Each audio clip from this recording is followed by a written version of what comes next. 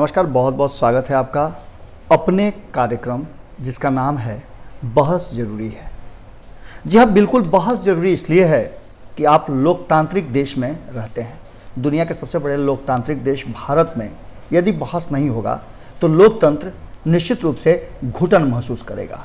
कारण कि आप जिन लोगों को चुन करके भेजते हैं वो आपके लिए कितना ज़्यादा केयर करते हैं, योजनाएं बनाते हैं और आप पर किस तरह से उनकी नज़र है, ध्यान है, ये जानना बहुत ज़रूरी है। ये तभी हो सकता है जब जनता और विपक्ष सरकार पर दबाव बनाती रहे कि कैसे वो योजनाओं को क्रियान्वित करे और योजनाओं का लाभ आम जनता तक पहुंचे।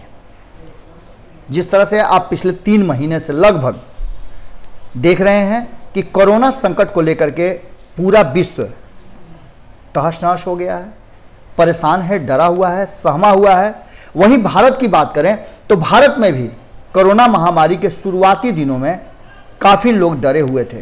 सरकार ने अचानक से एक ऐसी घोषणा की जिस घोषणा ने कोरोना पर विजय प्राप्त करने का जैसे मूल मंत्र ही पा लिया था। वो घोषणा थी अपने घरों में लॉकडाउन हो जाना।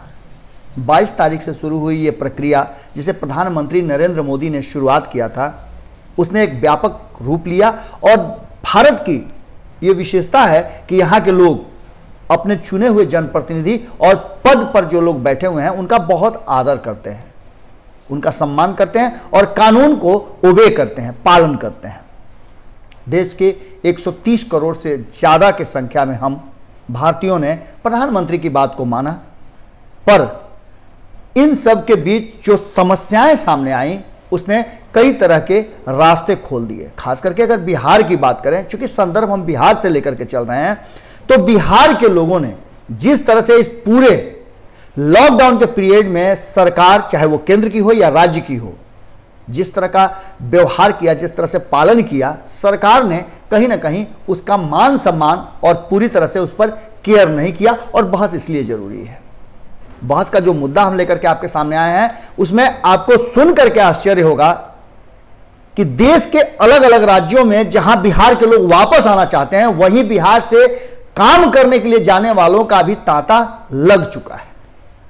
निश्चित रूप से आपको आश्चर्य हो रहा होगा, पर यह बिहार की वास्तविक हकीकत है। और 15 साल बनाम 15 साल की लड़ाई, जंग लड़ने वाले, चुनावी प्रक्रिया का शंखनाद करने वाले नीतीश कुमार और तेजस्वी यादव दोनों के लिए यह सवाल बड़ा ही जटिल होता जा रहा है। हम सिर्फ तेजस्वी यादव और नीतीश कुमार की बात इसलिए कर रहे हैं कि दोनों ही इस राज्य के प्रमुख हैं। एक नेता है और दूसरे नेता प्रतिपक्ष हैं। अब आप बताइए कि जहां लोग बिहार अपने राज्य में वापस आने के लिए मारामारी कर रहे हैं, परेशान हो गए हैं, सरकार पर दबाव बढ़ता जा रहा है, वहीं अगर बिहार के लोग बाहर जाने की बात करने लगें तो निश्चित रूप से एक प्रश्न चिन्ह खड़ा होता है दोनों पर ही। 15 साल बनाम 15 साल की बात करने वाले ये दोनों ही खेमे के लोग, चाहे वो विपक्ष हो या फिर सत्ता हो, दोनों आखिर कर क्या रहे हैं?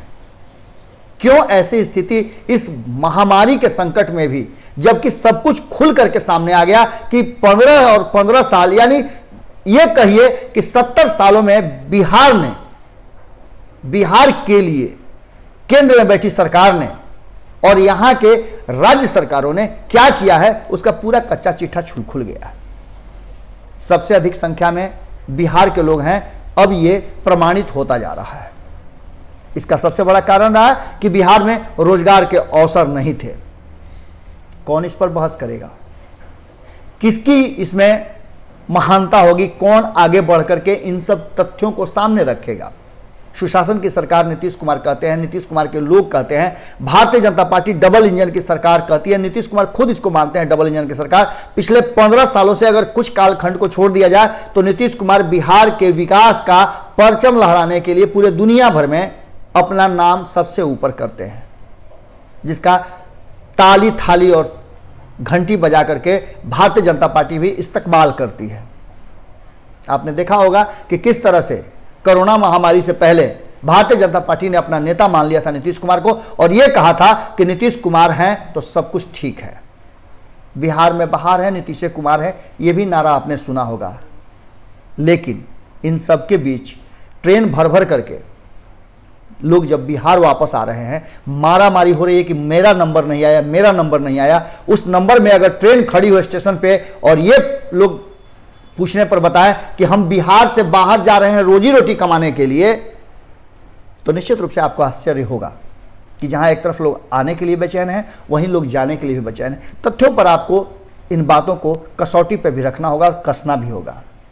ये वक्त है खास करके सरकार पर दबाव बनाकर बिहार के विपक्ष को आगे आने का।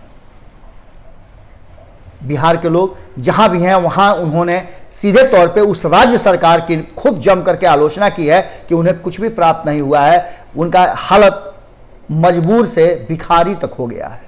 गए थे मजदूरी करने और वहां से मजबूर भिखारी के रूप में उन्हें पहचान दी गई है। ये वो श्रमिक हैं जिनके लिए कर्नाटका की सरकार ट्रेनें कैंसिल कर देती है कि हमारे यहाँ से कोई नहीं जाएगा, हम काम शुरू करने जा रहे हैं। सरकार को ये समझ में आ गया कि बिहार के लोग चले जाएंगे तो उनका काम कौन करेगा। लेकिन बिहार वापस आए लोग होली के बाद जो नहीं जा सके थे, वो जाने के लिए अर्जियां लगाते हैं। ट्रेन खड़ी हो जाती है और 200 से ऊपर लोग उस ट्रेन में सवार होकर के अगर खगड़िया से तेलंगाना की तरफ रुख कर देते हैं, तो निश्चित रूप से आपको ये बात कहनी होगी कि कहीं ना कहीं बिहार सरकार पिछले 15 सालों में इतना भी नहीं कर पाई है कि वो अपने लोगों को रोजगार मुहैया कराए, उन लोगों को काम धंधे दे। जिस तरह की बातें सामने आ रही हैं, जो तथ्य बता रहे हैं, खगड़िया से स्टेशन से ट्रेन खुलती है और ट्रेन 3 घंटे 4 घंटे विलंब से खुलती है, इसलिए कि उन 200 से ऊपर मजदूरों के अलावे और भी कई मजदूरों ने अर्जियां लगाई थी कि वो जाना चाहते हैं कमाने के लिए तेलंगाना और अन्य राज्यों में।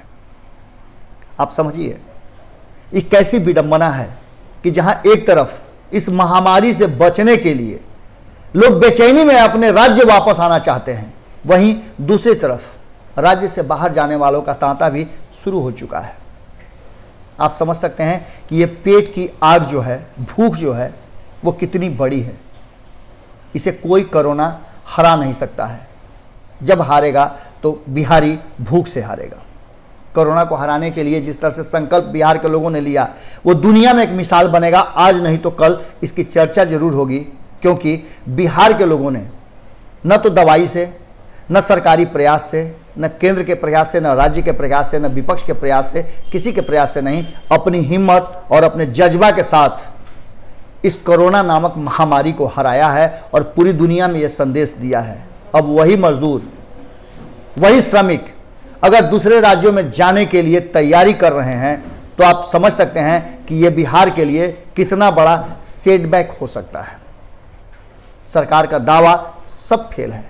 एक तरफ जहां रोजगार देने की बातें चल रही हैं, कई तरह की योजनाएं लाई जा रही हैं, कई तरह के घोषणाएं की जा रही हैं, कई तरह के फंड निकाले जा रहे हैं कि इसके आधार पर लोगों को यहाँ काम दिया जाएगा और 100 दिनों से 200 दिनों तक का काम सुनिश्चित किया जाएगा, मजदूरों का रजिस्ट्रेशन किया जाएगा।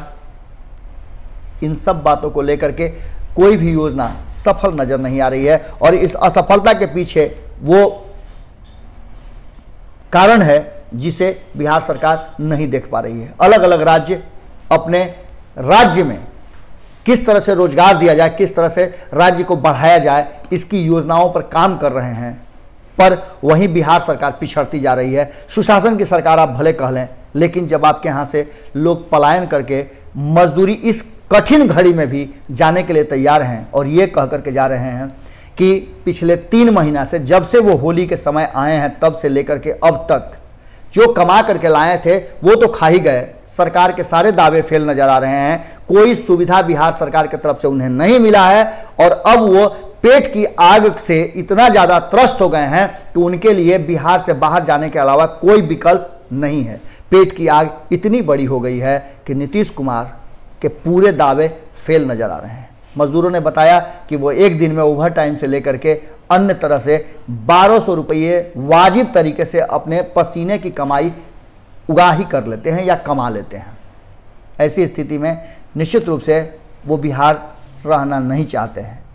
और ये बिहार सरकार के ऊपर एक बड़ा तमाचा होगा कि जब दुनिया और खास करके भारत की बात कर लें तो भारत भर में लोग अपने अपने राज्यों में वापस आ रहे हैं, अपने घर परिवार के पास आ रहे हैं। लोगों ने वादा किया था, लोग पुरजोर तरीके से इस बात को कह रहे थे कि मिट्टी खा के रह लेंगे, पर अब नहीं जाएंगे। लेकिन आप इतना बात महसूस कर लीजिएगा, जरूर इस बात को तस्दीक कीजिएगा, अपने अंदर सोच के देखिएगा कि अगर पेट की आग सबसे बड़ी नहीं होती तो लोग बाहर नहीं जाते।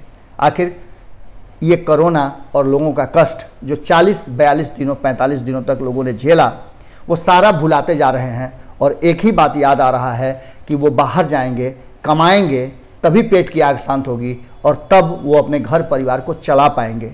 क्या बिहार सरकार जो कि दावा करती है डबल इंजन की, विपक्ष के नेता जो कहते हैं कि हम सरकार को मजबूर करते हैं लोगों की सेवा करने के लिए, योजनाएं बनाने के लिए, उनमें मादा या दम नहीं है कि बिहार में रोजगार सृजन करा दें? इस संकट के घड़ी में कई लोगों ने बस देने का वादा किया था, कई लोगों ने ट्रेन देने का वादा किया था, कई लोगों ने पैसे देकर वापस लाने की बात की थी। क्या वो लोग रोजगार सृजन नहीं कर सकते हैं? बिहार में समस्या क्या है, उस समस्या की जड़ तक जाना होगा, जिससे कि बिहार के लोग अपने आप को आहूत करने के लिए पैसा कमाने न जाए। जिस तरह की बातें सामने आई थी, निश्चित रूप से हम सब डरे हुए थे कि बिहार के लोगों को कोरोना मारे या न मारे, भूख जरूर मार देगा।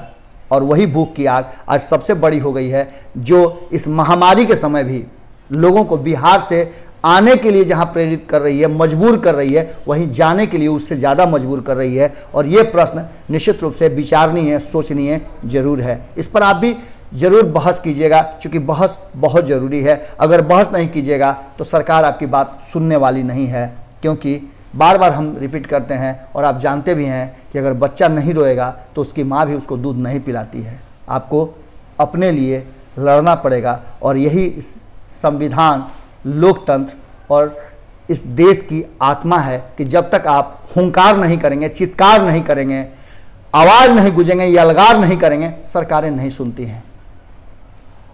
बहुत ज़रूरी है। कैसा लग रहा है आप ज़रूर बताइएगा, क्योंकि ये सब कुछ हम आपके लिए लेकर के आते हैं, आपसे जुड़े हुए प्रश्न लेकर के आते हैं। यदि आप भी बिहार से बाहर जाने के लिए बैग पैक कर चुके हैं, मैं आने की बात नहीं कर रहा हूं, मैं जाने की बात कर रहा हूं कि बिहार से बाहर यदि आप भी रोजगार के लिए, कमाने के लिए, दिहाड़ी करने के लिए, जाने के लिए अपना बैग पैक कर रहे हैं, तो एक बार सोचिएगा जरूर कि क्या कहीं कोरोना फिर से आ जाएगा और फिर से आपको सरकार रातों रात घोषणा कर देगी कि आपको अपने घरों से नहीं निकलना है, चाहे भूखे रहें, चाहे जो भी कष्ट सहें, पर आप अपने आप के साथ साथ दूसरे को भी संक्रमित न कर दें। अब तो सवाल ये भी उठ रहा है कि आपको अपने जीवन को कोरोना के साथ ही जीना पड़ेगा। इसे एक बीमारी मान करके आप अपने जीवन में जोड़ लीजिए। फिर मिलेंगे किसी खबर के साथ, लेकिन बहुत ज़रूरी है, पर आपके विचार हमें चाहिए। हम इंतजार कर रहे हैं आपके कमेंट और आपके विचार के। नमस्कार। बढ़ाएं अपना कदम सक्सेस की ओर शिखर करियर इंस्टीट्यूट के साथ। शिखर करियर इंस्टीट्यूट पूर्वी भारत में एकमात्र कोचिंग संस्थान जो एक्सक्लूसिवली है मेडिकल एंट्रेंस एग्जाम के लिए।